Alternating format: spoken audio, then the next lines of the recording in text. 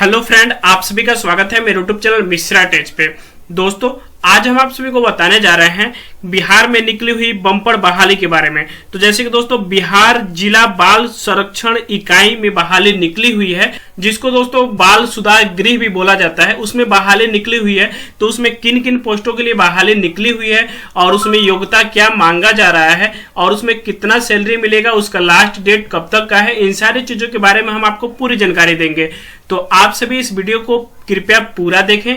अगर आप इस चैनल पे नए हैं तो प्लीज मेरे चैनल को सब्सक्राइब जरूर कर लीजिएगा, साथ में बेल आइकन को दबाकर नोटिफिकेशन को ऑन कर लीजिएगा, ताकि जब भी हम इस तरह का वीडियो लेके आए तो आपके पास नोटिफिकेशन जा सके और आप उस वीडियो का लाभ ले सकें। तो दोस्तों, वीडियो को हम शुरू करते हैं। तो ये जो बहाली निकली है दोस्तों, ये पूर्वी चंपारण जिले के लिए निकली हुई है।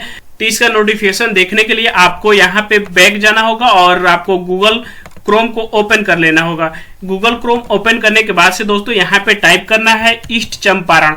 यहाँ पे ईस्ट चंपारण टाइप कीजिएगा तो आपके सामने ईस्ट चंपारण .bihar.nic.in का लिंक दिखेगा।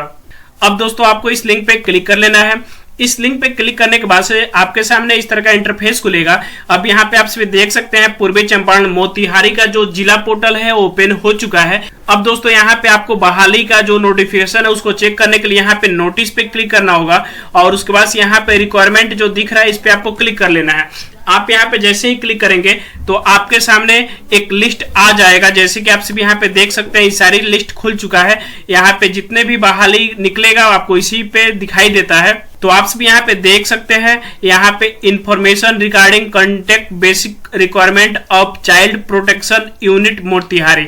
यहाँ पे स्टार्टिंग डेट दोस्तों दे रहा है 17/10/2022 और एंड डेट दोस्तों दे रहा है 17/11/2022। इसको आप सभी यहाँ से व्यू पे क्लिक करके आप सभी यहाँ से डाउनलोड कर सकते हैं। इस नोटिफिकेशन को डाउनलोड करने के बाद से आप इसको पूरी तरह से बारीकी से यहाँ पे आपको पढ़ना होगा। यहाँ पे आप सभी देख सकते हैं समाहरणालय पूर्वी चंपारण मोतिहारी जिला बाल संरक्षण इकाई, इसी में भर्ती है दोस्तों। जिला बाल संरक्षण इकाई में ही आपका बहाली होने वाला है। तो इसमें किन किन पदों के लिए वैकेंसी निकली हुई है आप सभी यहाँ पे देख सकते हैं। बाल गृह बालक पूर्वी चंपारण मोतिहारी में संविदा आधारित रिक्त पदों पर सुयोग्य अभ्यर्थियों के नियोजन हेतु राज्य स्तरीय हिंदी समाचार पत्र में विज्ञापन प्रकाशित करने के संबंध में ये जो लेटर है दोस्तों, यहाँ पे आप सभी देख सकते हैं सहायक निर्देशक जिला बाल संरक्षण इकाई के द्वारा जारी किया गया है। उसके बाद से यहाँ पे जो है दोस्तों, आप सभी यहाँ पे देख सकते हैं नोटिफिकेशन। यहाँ पे बिहार सरकार समाहरणालय पूर्वी चंपारण मोतिहारी, यहाँ पे निर्देशक समाज कल्याण सह उपाध्यक्ष राज्य बाल संरक्षण समिति बिहार पटना के प्राप्तांक 114 दिनांक 14/2/2022 के आलोक में बाल गृह पूर्वी चंपारण मोतिहारी के संचालन हेतु संविदा आधारित रिक्त पदों पर सुयोग्य अभ्यर्थियों से आवेदन पत्र आमंत्रित किए जाते हैं। अब दोस्तों, यहाँ पे आप सभी देख सकते हैं 3 पदों के लिए वैकेंसी निकली हुई है। अब इसमें क्वालिफिकेशन क्या है और किन किन पदों के लिए वैकेंसी निकली हुई है इसके बारे में हम आप सभी को जानकारी देने वाले हैं। तो आप सभी इस वीडियो को कृपया पूरा देखें। अब दोस्तों, यहाँ पे आप सभी देख सकते हैं ऑफिस इंचार्ज सुपरिटेंडेंट के लिए जो वैकेंसी निकली हुई है, इसमें आपका क्वालिफिकेशन जो है सामाजिक कार्य, समाज शास्त्र या मनोविज्ञान या राजनीतिक विज्ञान या कानून में स्नातक होना चाहिए। आप अगर ग्रेजुएशन पास हैं और सामाजिक कार्य या समाज शास्त्र या मनोविज्ञान या राजनीतिक विज्ञान में अगर आप ग्रेजुएशन किए हुए हैं तो आप इस फॉर्म को अप्लाई कर सकते हैं, और वो भी ऑफिस इंचार्ज सुपरिटेंडेंट के लिए आप इस फॉर्म को अप्लाई कर सकते हैं।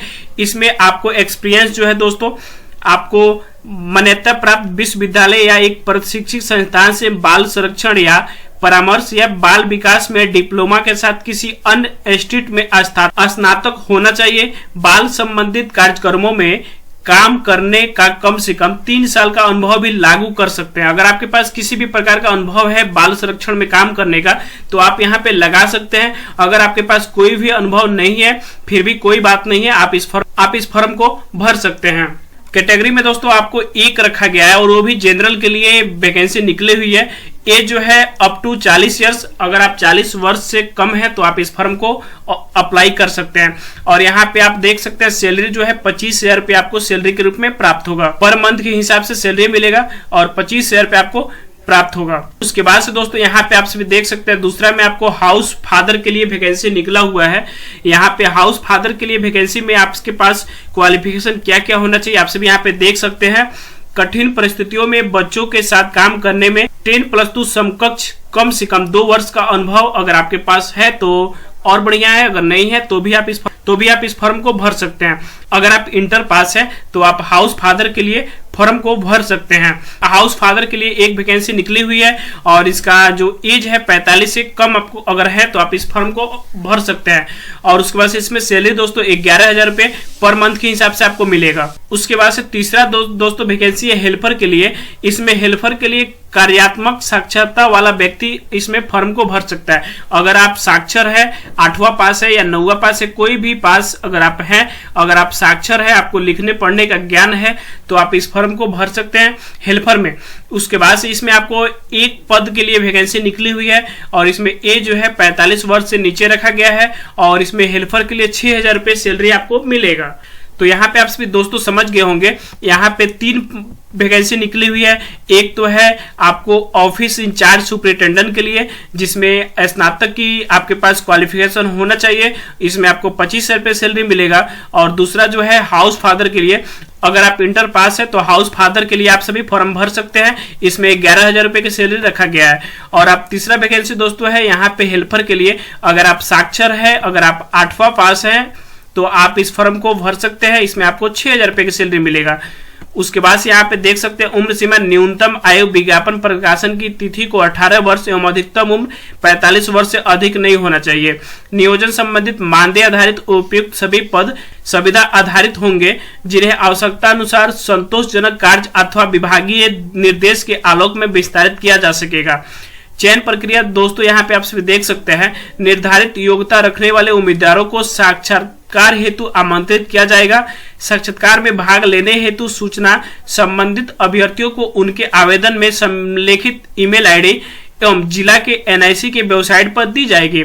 इस कार्यालय द्वारा किसी भी अभ्यर्थी से डाक द्वारा किसी भी तरह का पत्राचार नहीं किया जाएगा। तो जैसे कि दोस्तों आप सभी यहाँ पे समझ गए होंगे, अगर आपको इंटरव्यू के लिए बुलाया जाएगा तो आपके पास ईमेल प्राप्त होगा या आप जिले के NIC वेबसाइट पे आप इसका विवरण चेक कर सकते हैं। लेकिन आप कार्यालय के द्वारा, डाक के द्वारा किसी भी प्रकार का आपके साथ पत्राचार नहीं किया जाएगा, यानी कि आपको इंटरव्यू के लिए पत्र के माध्यम से नहीं बुलाया जाएगा। 5वां कॉलम में यहाँ पे आप सभी देख सकते हैं, मानदेय के आधार पर चयनित कर्मी ना तो सरकारी सेवक माने जाएंगे या ना ही सरकारी सेवक के अनुमान किसी सुविधा के हकदार माने जाएंगे। मानदेय के आधार पर चयनित इन कर्मियों द्वारा सरकारी सेवा के नियमितीकरण का कोई दावा मान्य नहीं होगा। उसके बाद से यहाँ पे देख सकते हैं, विज्ञापन एवं शर्तों से संबंधित किसी आधिकारिक जिला बाल संरक्षण इकाई पूर्वी चंपारण के अधीन है। जिला बाल संरक्षण इकाई पूर्वी चंपारण मोतिहारी विज्ञापन को संशोधित या रद्द करने के लिए सर्वाधिकार धारित करता है। विभाग द्वारा भविष्य में इन पदों पर अस्थायी नियुक्ति होने पर यह नियोजन स्वतः समाप्त माना जाएगा। साथ ही विभाग द्वारा उक्त गृह के संचालन के संबंध में किसी भी तरह के लिए गए निर्णय के आलोक में उपयुक्त नियोजन प्रभावित होगा।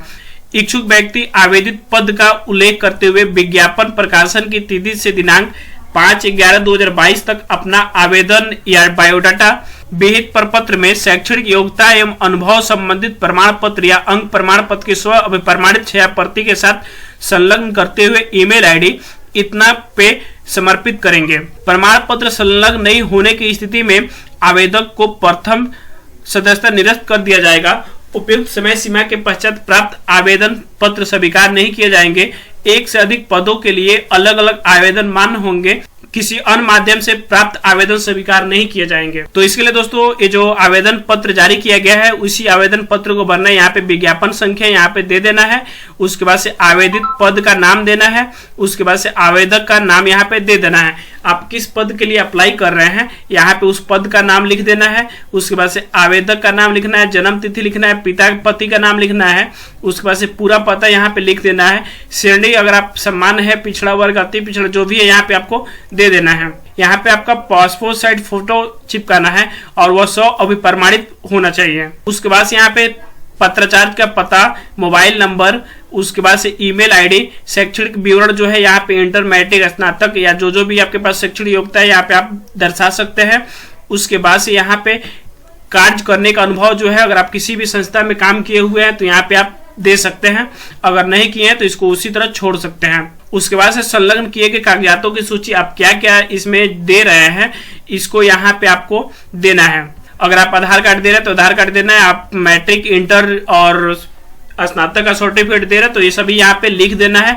उसके बाद से घोषणा उपयुक्त सभी सूचना मेरे जानकारी के आधार पर सत्य है।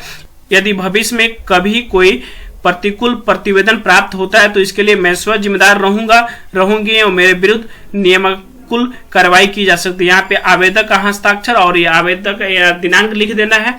उसके बाद से इस फॉर्म को पूरा भरने के बाद इसको स्कैन करना है। उसके बाद से जो भी डॉक्यूमेंट आप सबमिट कर रहे हैं उस डॉक्यूमेंट को भी स्कैन कर लेना है पीडीएफ में, और उसके बाद से यहाँ पे आपको इस ईमेल आईडी पे आपको भेज देना है।